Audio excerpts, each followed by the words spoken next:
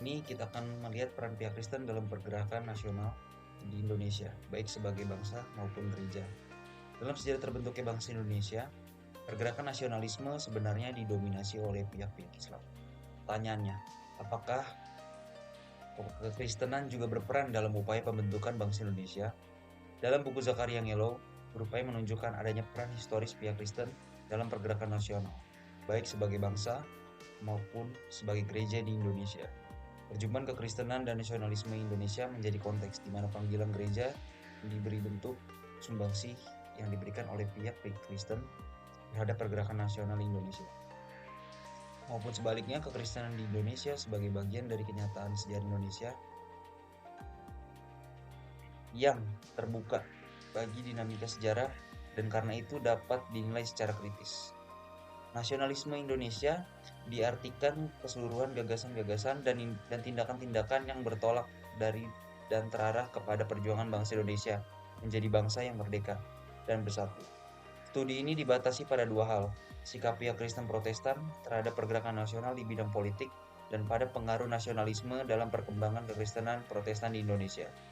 Pada bagian ini menjelaskan bagaimana generasi muda Kristen yang pada saat itu turut memberikan peran dalam upaya kemerdekaan Indonesia. Kemunculan generasi muda Kristen dengan wawasan yang baru, yaitu generasi yang dibina untuk bersikap positif tapi kritis terhadap nasionalisme Indonesia dalam terang iman Kristen. Generasi ini pula yang mengalami terobosan dalam arah oikumenis kekristenan di Indonesia. Kemunculan mereka berhubungan dengan pelayanan sejumlah mantan anggota gerakan mahasiswa Kristen di Belanda dan di Indonesia.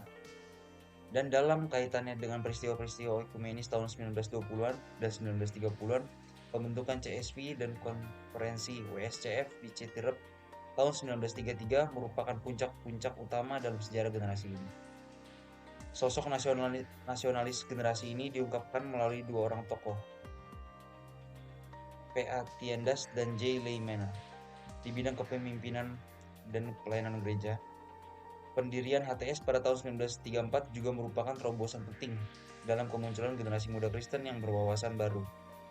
Oleh sebab itu, penjelasan lebih lanjut akan diuraikan pada bagian pembahasan dalam tulisan ini. Melalui peran VIO NCSV dan dukungan dari Komite for the Peacefasting Funds to Reign in Landers, para pelajar Indonesia di perantauan mendapatkan bantuan yang signifikan dalam menjalani kehidupan mereka di Jawa.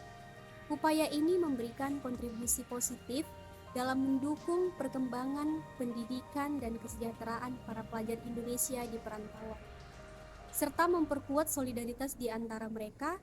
Dengan demikian, peran VIO NCSV dan lembaga pendukung lainnya memiliki dampak yang penting dalam membantu para pelajar Indonesia mengatasi tantangan dan meraih kesuksesan dalam pendidikan dan kehidupan di perantauan.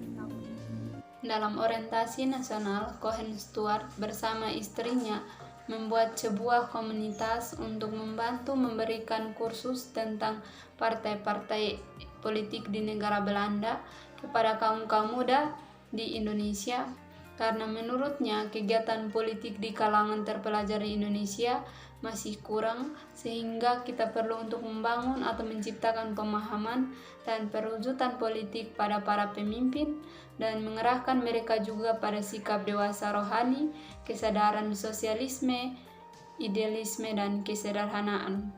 Pemahaman Surman juga terhadap pergerakan pribumi semata-mata bukan sebagai pergerakan politik, melainkan berkaitan dengan pengungkapan jati diri yang terwujud dalam suasana kolonial.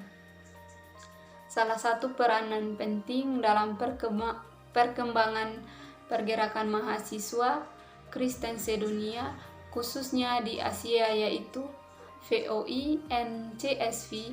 Dalam hal ini pentingnya peranan WSCF. Tujuan WSCF adalah mempersatukan dan mempererat hubungan antar gerakan mahasiswa sedunia, menghimpun dan menyebarkan informasi mengenai kenyataan hidup para mahasiswa di seluruh dunia, dan mengenai agama-agama yang secara khusus menuntun mahasiswa kepada iman Kristen dan memperdalam kerohanian mahasiswa melalui penelaan Alkitab, mendorong mahasiswa untuk berbakti bagi kelebaran kerajaan Allah, untuk saling memahami dan menghargai dan memperkembangkan kesehatan jasmani, rohani, moral, tujuan kekristenan. Jadi, VOI NCSV sebagaimana NCSV menempatkan dirinya dalam kerangka pergerakan mahasiswa sedunia dan dengan itu memperhubungkan mahasiswa Kristen Indonesia dalam arus penting pergerakan oikumene. Nasionalisme Kristen Indonesia, Tiendas dan Lemena. Tiendas dan Lemena adalah dua tokoh pemuda Kristen yang memiliki wawasan kebangsaan yang kuat. Tiendas merupakan tokoh pendiri The Grodos. Dia juga berusaha untuk menghubungkan gerakan pemuda Kristen dengan paham kebangsaan. Kemudian Lemena dengan pemikirannya yaitu nasionalisme bersumber pada keadilan yang sama diperjuangkan bangsa-bangsa. Dia juga mencatat tantangan dalam perwujudan suatu gerakan pemuda, yaitu naluri kebangsaan, yang merupakan sikap nasionalisme yang sempit dan tertutup bagi bangsa sendiri. Dia juga menekankan untuk pentingnya agama bagi pembentukan moral dan budi pekerti. Juga mengungkapkan hubungan yang lebih dalam antara agama Kristen dan kebangsaan. Kedua tokoh ini menunjukkan bahwa dalam kalangan aktivitas gerakan pemuda Kristen masa itu telah memulai suatu pendekatan baru, yaitu kesadaran untuk memperhubungkan iman Kristen dengan nasionalisme. Konferensi WSCF untuk Asia dan Australia yang dikenal sebagai Java Konferensi yang mula-mula digagas oleh TZ, tokoh mahasiswa Kristen Cina yang mengunjungi Indonesia. Pada tahun 1931, gagasan tersebut dikemukakan dan disambut hangat oleh WSCF pada saat rapat pengurus tahun 1932 di Washington, D.C., negara Belanda. Dalam perencanaan konferensi itu, Agustina Ram, salah seorang tokoh Asia WSCF dari India. WSCF bermakna dalam hubungan Barat dan Timur, di mana Timur dapat berperan serta dalam mewujudkan cita-cita dan tujuan pergerakan keseluruhannya. Dalam kerangka tersebut, itu mengajukan 4 pokok pikiran. Pertama, bagian timur dibagi atas 5 wilayah: Timur Dekat, Timur Tengah, kelompok Burma, Thailand, Sima, India, Hindia, Filipina, Cina, Jepang, Korea, dan Australia. Kedua, tugas federasi untuk mengkaji pemberitaan Kristen dalam hubungan dan masalah-masalah modern. Gerakan di Timur harus dibebani tanggung jawab yang serius. Ketiga, pemikiran yang menyangkut pelayanan kepada ribuan mahasiswa dari Timur yang belajar di Barat atau yang berkunjung ke Barat. Konferensi ini diselenggarakan pada tanggal 19 sampai 14 September 1933 di Canterbury. Federasi bertugas dalam pewartaan dan panggilan persekutuan Kristen di Asia dan Australia selain beberapa pengurus WSCF. Seperti yang dikemukakan oleh Francis P. Miller, Ketua WSCF, konferensi ini penting dalam federasi kasusnya gerakan mahasiswa Kristen. Dan dengan itu, dari dan bagai seluruh gereja di Timur. Ada pula laporan-laporan nasional menyoroti masalah-masalah konkret dalam kehidupan masyarakat dan bangsa.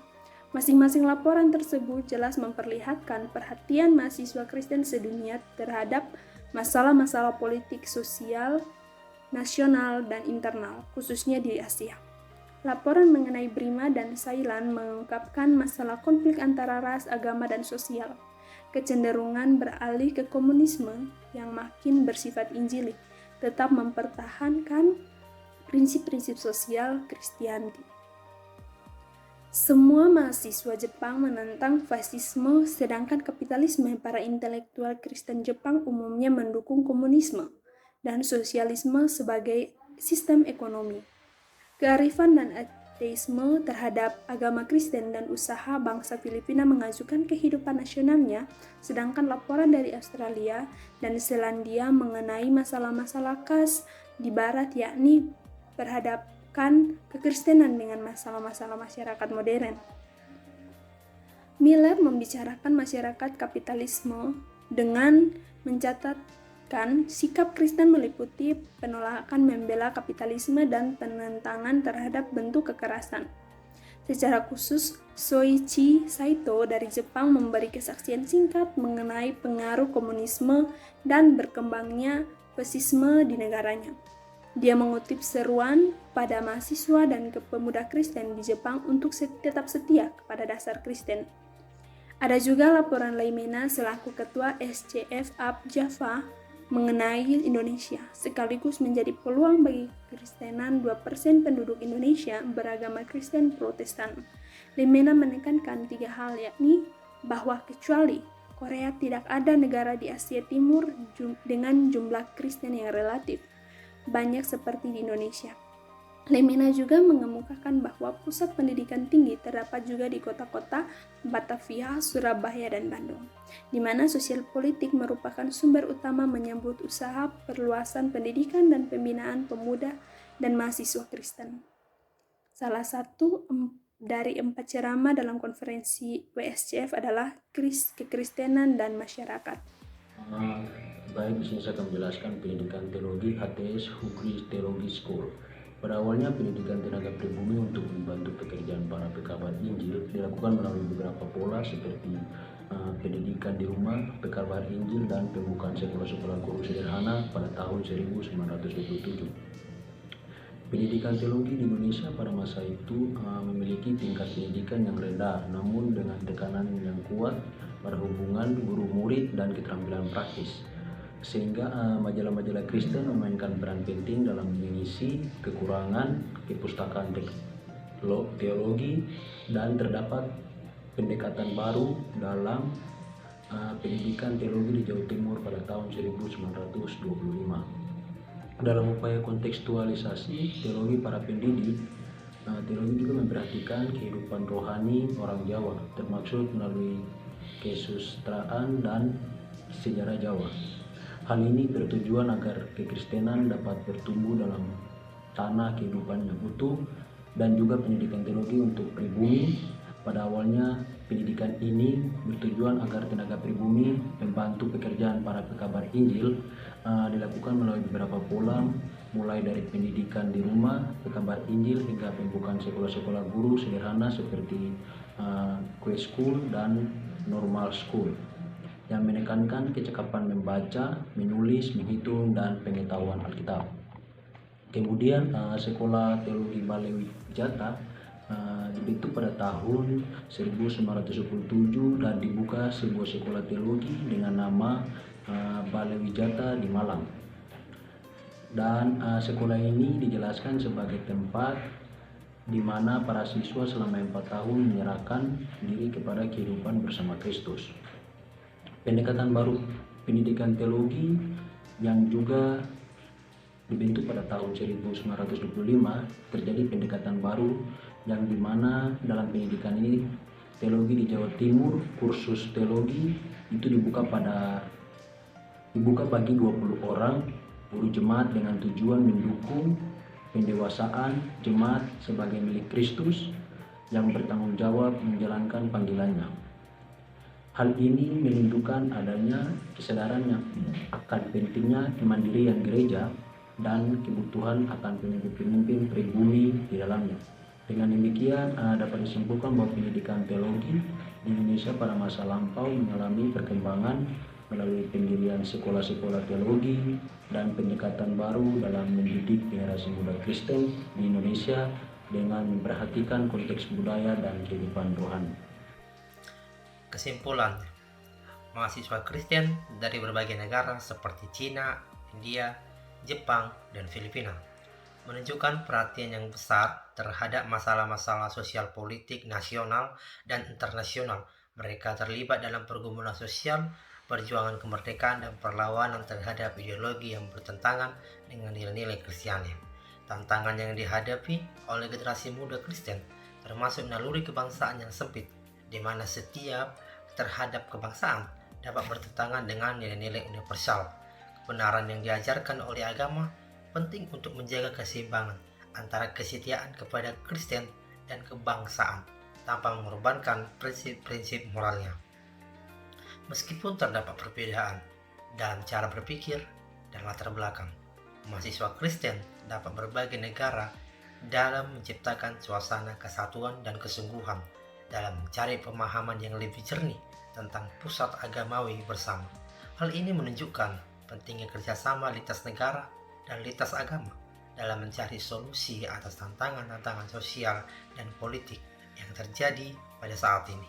Pembentukan generasi muda Kristen yang bertanggung jawab tidak hanya berkaitan dengan peran dalam pergerakan nasional, tetapi juga dalam memahami kenyataan keadaan bangsa dan perjuangan nilai-nilai kebenaran dan kasih dalam kehidupan sehari-hari. Hal ini menekankan pentingnya integritas, moral, dan kesetiaan untuk mengabadikan diri bagi kebaikan bersama. Di kelompok kami, berangkat dari pertanyaan historis apa peran kekristenan terhadap pergerakan ketika bangsa Indonesia dalam perjuangan untuk bersatu dan kemerdekaan Indonesia. Di tengah Kristen di Indonesia yang kala itu masih berada di bawah pimpinan Belanda dan Jerman, bangkitnya sekelompok kecil mahasiswa kekristenan nih yang pro pergerakan untuk persatuan dan kemerdekaan Indonesia. Melalui peran mahasiswa Kristen yang dibimbing oleh Belanda dan nasionalisme kekristenan di 1920-an memberikan penekanan pada kebangsaan dengan menerima kepelbagaian. Melalui rumusan Bhinneka Tunggal Ika, bahwa perbedaan diterima tanpa penolakan. Dengan mengedepankan prinsip-prinsip kebangsaan demokrasi yang mengedepankan kebebasan beragama dan menghargai kemajemukan. Pentingnya pendekatan pendidikan teologi yang relevan dengan kehidupan rohani lokal untuk memastikan bahwa generasi muda Kristen tidak hanya memiliki pengetahuan teologis, tetapi juga keterampilan yang praktis yang sesuai dengan tuntutan zaman.